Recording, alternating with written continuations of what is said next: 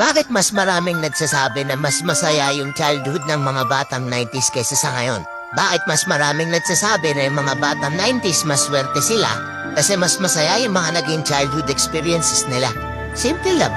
Mga batang 90s pakinggan nyo to. Lapit ka konti. Nung panahon natin hindi pa uso cellphone. Hindi pa uso yung puro Mobile Legend.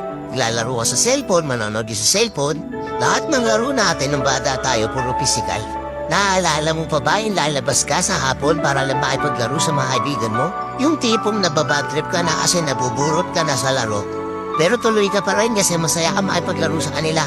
Yung tipong lalabas ka ng alas 3 ng hapon hanggang alas 6 hindi ka na pwede magpagabi kasi mapapalo ka.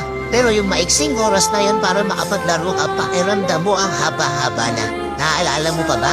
Pagdali mo sa eskwela, madaling-madali ka kasi may papanoorin ka pa. Oo. Kasi yung mga palabas sa TV noon, puro pambata pa. Puro cartoons, may mga anime pa. Nakakatuwa kasi yung mga palabas noon talagang nakakatulong sa bata. May matinik, may Hiraya Manawari, may siniskwela pa. Hindi ngayon. Putik na yan yung mga pinapanood ng mga bata, puro pag-ibig na. Puro drama. Diba? Mapapang umaga ka man o panghapon ka man sa klase, makakapanood ka. Naaalala mo pa ba?